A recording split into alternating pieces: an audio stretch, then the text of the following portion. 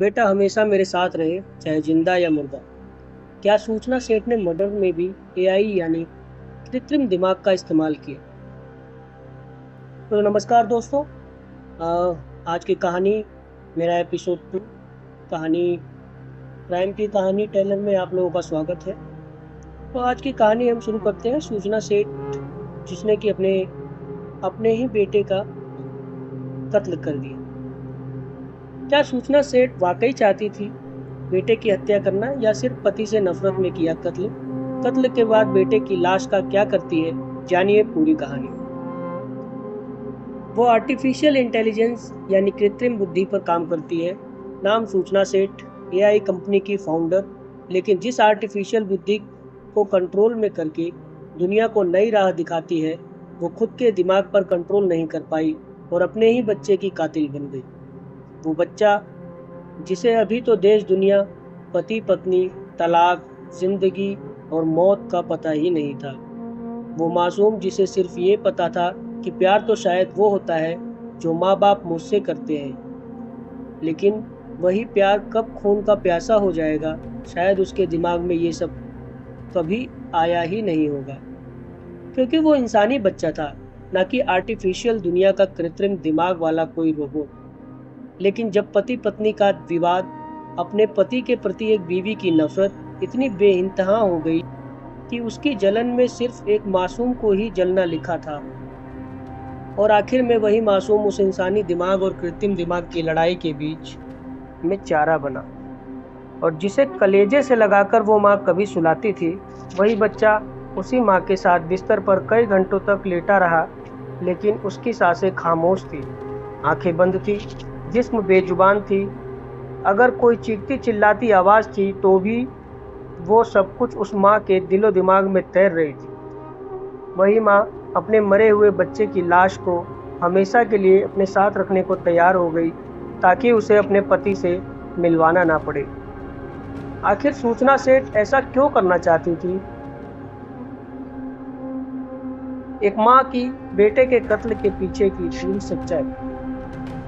हाल के वक्त में कत्ल के बाद श्रद्धा केस समेत ऐसे दर्जनों केस सामने आए, जिसमें कातिल लाश को ठिकाने लगा के अलग अलग तरीके चुन रहा था। लेकिन 4 साल के अपने ही बेटे के कत्ल की आरोपी सूचना सेठ इन सबसे अलग थी। इतनी अलग कि बेटे का कत्ल करने के बाद अगले 22 घंटे तक वो गोवा के होटल के कमरे में उसी बेड पर लेटी और बैठी रही जिस बेड पर उसके बेटे की लाश पड़ी थी। इतनी अलग कि जब होटल छोड़ने का वक्त आया, तब उसने अपने हाथों से अपने बेटे की लाश को बहुत संभाल कर बैग के अंदर डाला। लाश के ऊपर खिलौना रखा, खिलौने के ऊपर उसके कपड़े रखे, कपड़ों के ऊपर फिर बाकी बचे खिलौने रखे। इसके बाद सबसे आखिर में बैग के सबसे ऊपर अपने कपड़े रखे। इसके बाद उसी बैग के साथ वो गोवा से बेंगलुरु जाने के लिए कैब में सवार हो गई। वो अपने बेटे को अपने साथ बेंगलुरु के अपने उसी घर में ले जाना चाहती थी जिस घर में वो रहती थी। घर पहुंचने के बाद भी वो अपने बेटे की लाश को अपने ही घर में रखना चाहती थी, उस समय तक जब तक कि इस लाश का सच बाहर नहीं आ जाता, क्योंकि सूचना सेठ की जिद थी कि उसका बेटा हमेशा उसके साथ रहेगा। और इस साथ रहने वाली बात ने ही गोवा पुलिस को इतना परेशान कर दिया कि अब गोवा पुलिस ने फैसला किया है कि सूचना सेठ से आगे की सारी पूछताछ किसी मनोवैज्ञानिक की मौजूदगी में की जाए। दरअसल गोवा पुलिस को इस सवाल का जवाब नहीं मिल रहा है कि सूचना अपने बेटे की लाश के साथ क्या करने वाली थी। पहले 6 दिनों तक पुलिस हिरासत में गोवा पुलिस ने हर तरीके से सूचना सेठ के दिमाग में झांकने की कोशिश कर ली, उसकी जुबान खुलवाने की कोशिश कर ली, लेकिन बकौल गोवा पुलिस सूचना पूछताछ में बिल्कुल सहयोग नहीं कर रही है। इसी शिकायत के साथ गोवा पुलिस 6 दिन की पुलिस हिरासत खत्म होने के बाद सोमवार को और ज़्यादा पुलिस हिरासत की मांग लेकर अदालत पहुंची थी, जहां अदालत ने गोवा पुलिस की अर्जी मंजूर करते हुए सूचना को 5 और दिनों के लिए पुलिस हिरासत में भेज दिया है। लेकिन इसी दौरान गोवा पुलिस ने कोर्ट में जो जानकारी दी, उस जानकारी के मुताबिक अब तक की उस पूरी कहानी में कुछ नई चीज़ें सामने आई हैं। पूरे देश को एक बेचैन कर देने वाली 4 साल के एक बच्चे की उसी माँ के हाथों हुए कत्ल की पूरी कहानी का सच क्या है। बेंगलुरु की एक फैमिली कोर्ट के आदेश के बावजूद आखिरी 5 संडे को सूचना ने अपने बेटे को उसके पिता से नहीं मिलवाया था। आखिरी बार बाप बेटे की मुलाकात 10 दिसंबर को बेंगलुरु के एक कैफ़े में हुई थी। इसके बाद जब भी संडे को वेंकट रमन अपने बेटे से मिलने जाता, सूचना उसे मिलने नहीं देती। 5 संडे के बाद सूचना को भी एहसास हो चुका था कि कोर्ट के हुक्म को इस तरह नज़रअंदाज करना उसके केस के लिए ठीक नहीं होगा। दरअसल तलाक के साथ साथ सूचना और वेंकट रमन दोनों ने ही बच्चे की कस्टडी की भी अदालत में अर्जी डाल रखी थी। इसी के बाद एक सोची समझी साजिश के तहत 5 जनवरी यानी शुक्रवार को सूचना ने वेंकट रमन को टेक्स्ट भेजा।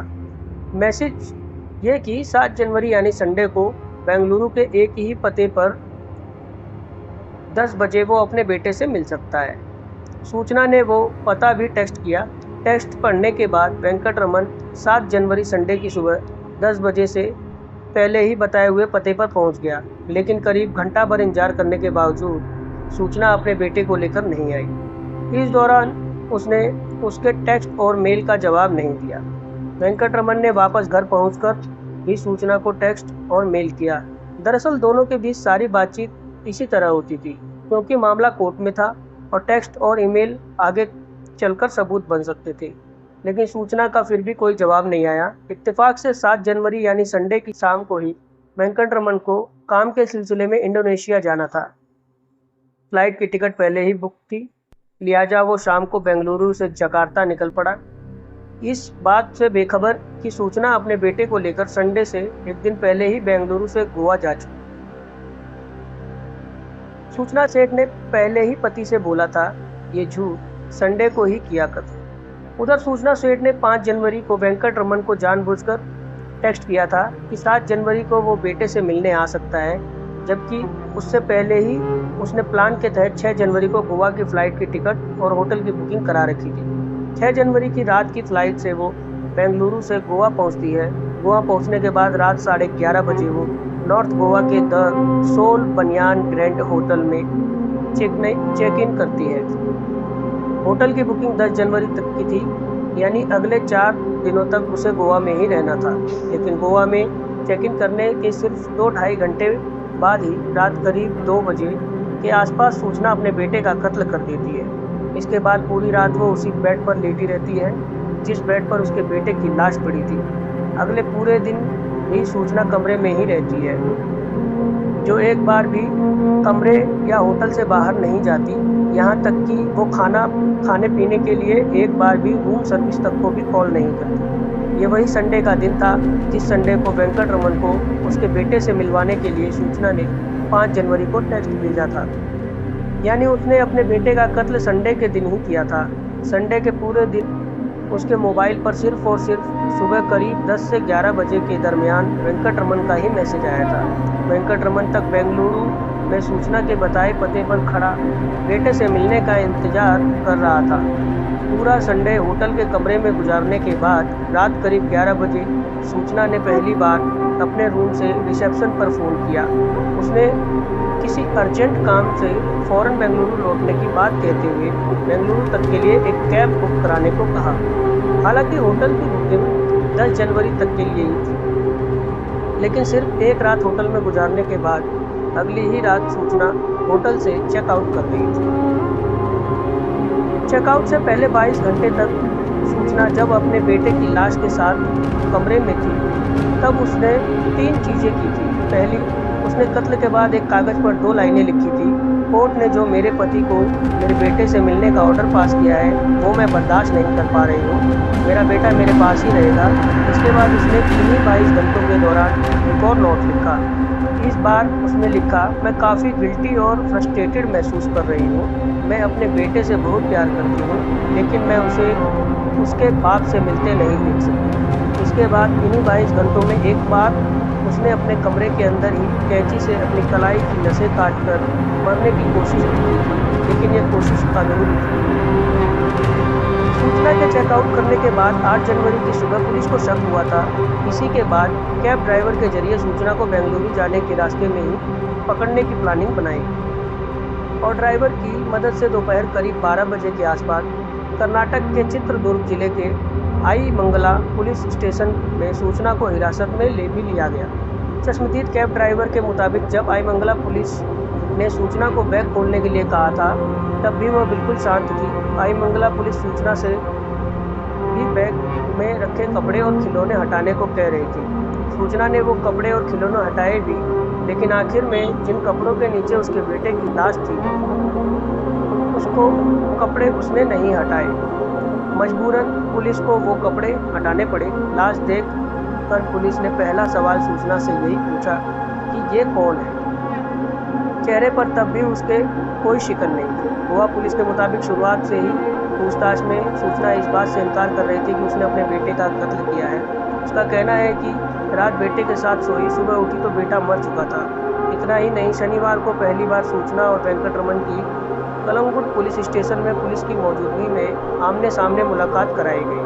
15 मिनट की इस मुलाकात के दौरान वेंकटरमन ने सूचना से पहला सवाल यही किया कि तुमने हमारे बेटे को क्यों मारा। तब भी सूचना का जवाब यही था कि उसने ऐसा नहीं किया। यानी सूचना ने वेंकटरमन को भी वही जवाब दिया जो अब तक वो पुलिस को कहती आ रही है। 15 मिनट की इस मुलाकात के दौरान भी सूचना वेंकटरमन से झगड़ती रही। उसने कहा कि इस सब के लिए तुम जिम्मेदार हो, लेकिन गोवा पुलिस जब भी उसके बेटे की लाश को बैग में रखने और बेंगलुरु ले जाने की वजह पूछती तो वो सिर्फ एक ही जवाब देती, मेरा बेटा मेरे साथ ही रहेगा। सूचना के इसी जवाब ने पिछले 6 दिनों से गोवा पुलिस को परेशान कर रखा है। गोवा पुलिस के सूत्र इस बात से इनकार नहीं कर रहे कि सूचना अपने बेटे की लाश को बेंगलुरु ले जाकर अपने ही घर में साथ रखती, पर गोवा पुलिस रिकॉर्ड पर ऐसा कुछ नहीं कहना चाहती। वजह भी बहुत साफ है। अगर ऐसी बातों से सूचना की दिमागी हालत को लेकर सवाल उठेंगे तो अदालत में उसे इसका कानूनी फ़ायदा मिल सकता है। इसलिए इससे बचते हुए गोवा पुलिस ने ये तय किया है कि अब सूचना से पूछताछ किसी मनोचिकित्सक की मौजूदगी में गोवा पुलिस करेगी। धन्यवाद दर्शकों, आज की कहानी में इतना ही। फिर हम अगली कहानी के साथ पेश होंगे। तब तक के लिए धन्यवाद।